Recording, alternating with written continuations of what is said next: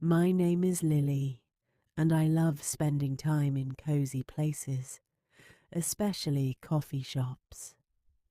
There's something magical about the smell of freshly brewed coffee, the warmth of a cup in my hands, and the quiet hum of conversation around me. One Saturday morning, I decided to meet my friend Emily at a charming little coffee shop downtown. I was excited not only to catch up with her, but also to practice my English in a real-life setting. Little did I know, this visit would turn into a delightful experience where I would learn new words, practice ordering in English, and discover my new favorite drink. The coffee shop, called Brew Bliss, was nestled on a quiet street corner.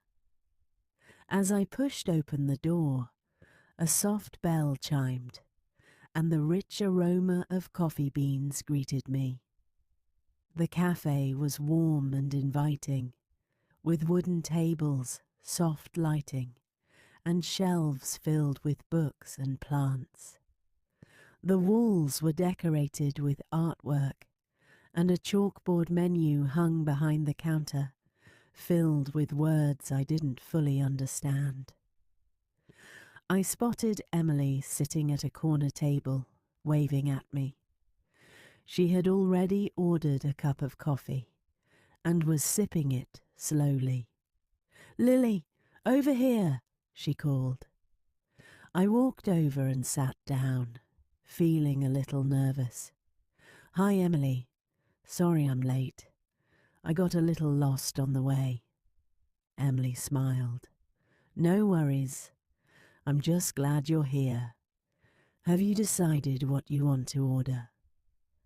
I glanced at the menu on the chalkboard.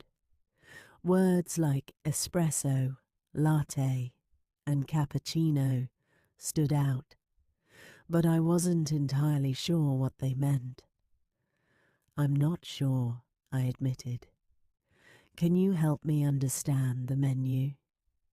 "Of course," Emily said. "Let's go over it together." Emily and I walked up to the counter, where the barista greeted us with a friendly smile. "Hi there. What can I get for you today?" Emily turned to me. "Lily, do you want to try something new?" I nodded, feeling a little shy. "Yes, but I don't know what these words mean." Emily pointed to the menu. "Okay, let's start with the basics. An espresso is a strong, concentrated coffee. It's served in a small cup and has a bold flavour." "Oh, I see," I said. "What about a latte?" "A latte is made with espresso and steamed milk," Emily explained. "It's creamy and smooth, and you can add flavours like vanilla or caramel." "That sounds delicious," I said. "And what's a cappuccino?" "A cappuccino is similar to a latte, but it has more foam on top," Emily said. "It's usually served in a smaller cup and has a stronger coffee taste." I looked at the menu again, feeling more confident. "I think I'll try a latte. And maybe a pastry too. What do you recommend?" Emily pointed to the display case. "The croissants are amazing, and so are the blueberry muffins. You can't go wrong with either." I decided to order a latte and a croissant. The barista smiled and said, "Great choice. Would you like your latte hot or iced?" "Hot, please," I said, feeling proud of myself for understanding the question. As we waited for our order, Emily and I practiced some common phrases for ordering in English. When you order, you can say, "Can I have a latte, please?" Or, "I'd like a croissant," Emily explained. I repeated the phrases, trying to get the pronunciation right. "Can I have a latte, please? I'd like a croissant." "Perfect," Emily said. "You're doing great." The barista called out my name, and I went to pick up my order. "Here's your latte and croissant," she said. "Thank you," I replied, feeling a sense of accomplishment. After we returned to our table, Emily and I enjoyed our coffee and pastries. The latte was creamy and delicious, and the croissant was buttery and flaky. I felt inspired to write about the experience in my journal. I pulled out my notebook and began writing. Today, I went to a coffee shop called Brew Bliss with my friend Emily.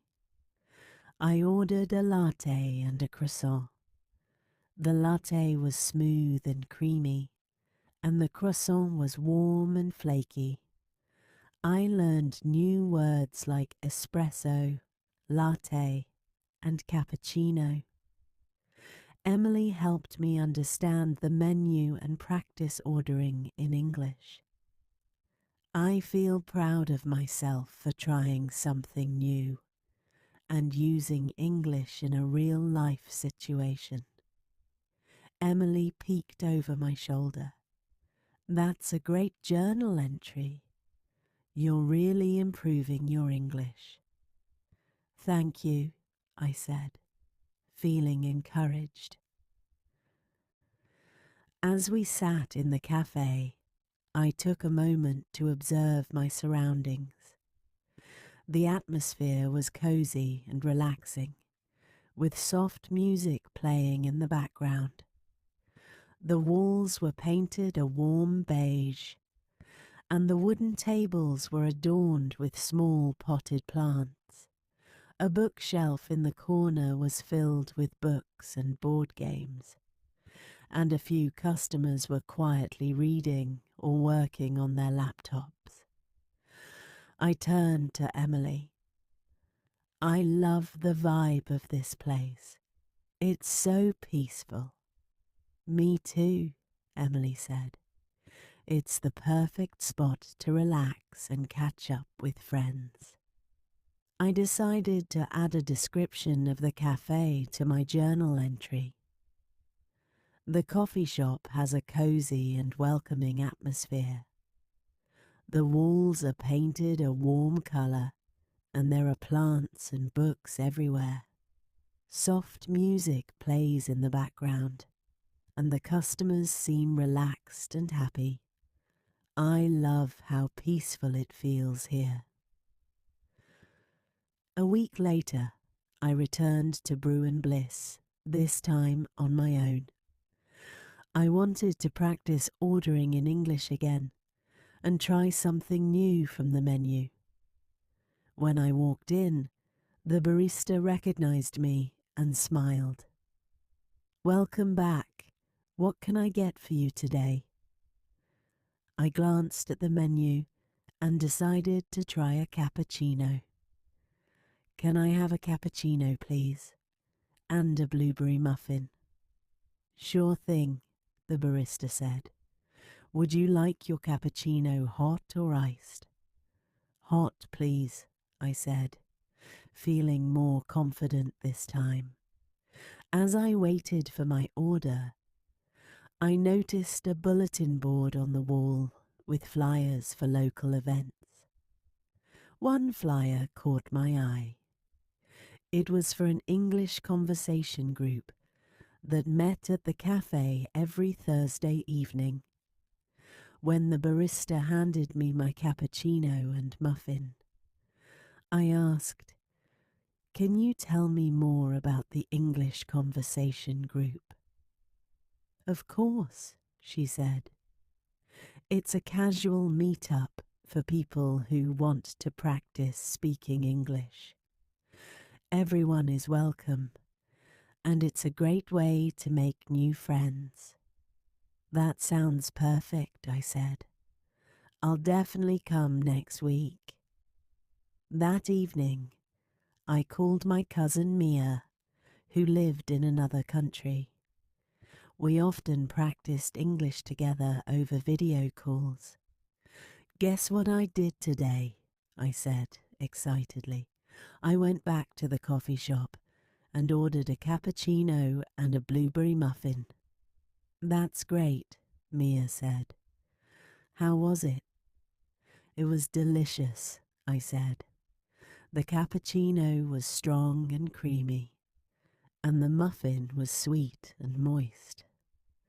I also found out about an English conversation group that meets at the café. I'm going to join next week. That's awesome, Mia said. I wish I could join too. I'd love to visit a coffee shop like that someday. You should, I said. It's such a fun way to practice English and meet new people. As I lay in bed that night, I thought about my visits to the coffee shop. I realized how much I had learned in just a short time. Not only had I expanded my vocabulary, but I had also gained confidence in speaking English. I felt grateful for Emily's help and looked forward to joining the English conversation group. I picked up my journal and wrote, "Visiting the coffee shop has been a wonderful experience. I've learned new words, practiced ordering in English, and discovered my new favorite drink. I'm proud of myself for stepping out of my comfort zone and trying new things. I can't wait to see what other adventures await me as I continue to learn and grow." With a smile on my face, I closed my journal and turned off the light, dreaming of all the exciting possibilities the future held. The end scene. This story is designed to help English learners practice vocabulary, grammar, and conversational skills in relatable, everyday contexts. By following Lily's journey, readers can learn new words, practice forming sentences, and gain confidence in their language abilities.